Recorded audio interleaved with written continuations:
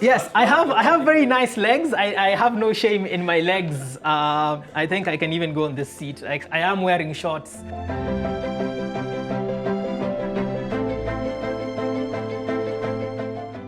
I think the thing that inspired me and my team to start Punchline Comedy Club was really to try and do better, to just try and do better. There were people who were already pioneers in the industry, and what they were doing was really good, but they had a lot of limited resources, and I feel a lot of limited experience.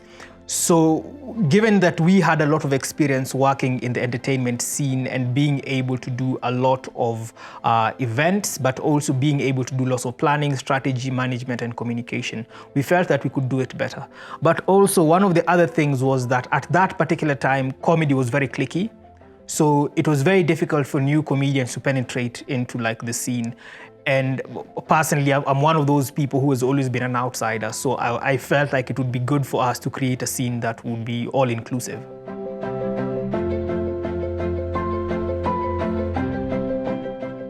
The one thing I believe primarily we are trying to do differently is to set standards. We need to be able to set international standards because there is no excuse to do something poorly when it has already been done. So being able to increase visibility, being able to make comedy not just like people on stage saying things, being able to make it an experience, but also being able to improve it in such a way that we are addressing issues that are going on around, so that we become mirrors to society rather than just being court jesters, for lack of a better word. I also believe that the other thing that we can always do better is always raise the bar and open the doors and create opportunities. That for me has always been extremely important.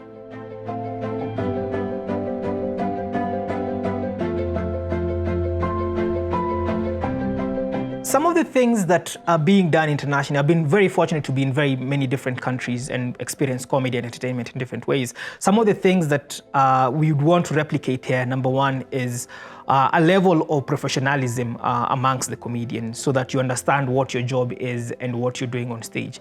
But also the other thing, because the scene here is very young, to try and train the audience. We're building a scene and we're growing an audience. Unfortunately, most of this audience has never encountered or come into interaction with stand-up comedy. So they think it's very participatory. There's no respect for the craft. Some people get very easily offended in the crowd for the things that they hear on stage, especially this being a very conservative society. So some of the things that we're trying to do here as Punchline Comedy Club is to try and nurture the scene by encouraging comedians, making them understand that this is a viable, basically career path. Number two is to try and develop the scene from an audience perspective, whereby audiences understand and appreciate what stand-up comedy is. And finally, just to try and make it sustainable in a way that is profitable. It would be amazing for us to get to a point where comedians can get paid as much as the comedians in the US and the UK get paid just to perform in the same way, because I know they work just as hard, if not twice as hard, as those comedians out there.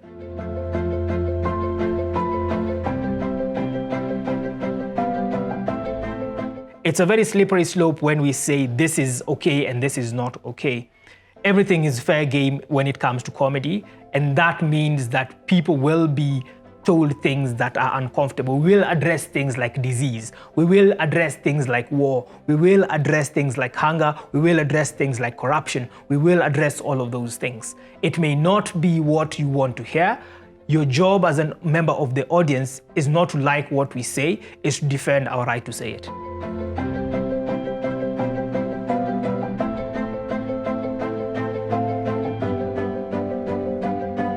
The one thing that is there that always gives me hope is there's so much raw talent, there's so much drive, just people doing the best that they can with as little as they have and being able to rise and rise and rise. So that's one part of it. The other part that's extremely frustrating as well is that, and I've seen this in the whole of Africa, having been in different places, is there is a skewed pyramid.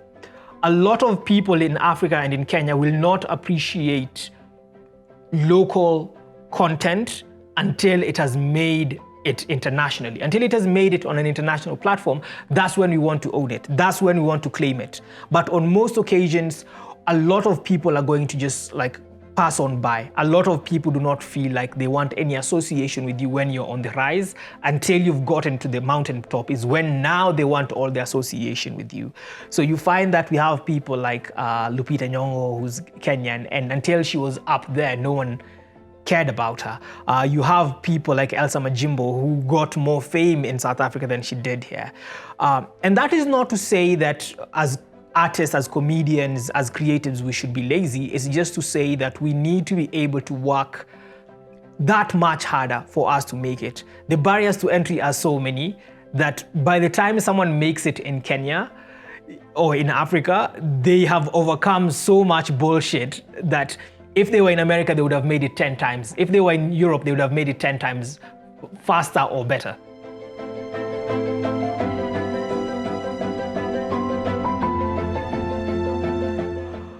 Eric Lu Savali, what I love about Kenya most is opportunity. It's just that the people here who are always looking to do things with the very bare minimum that they have and make great things. That's number one. Number two, the weather.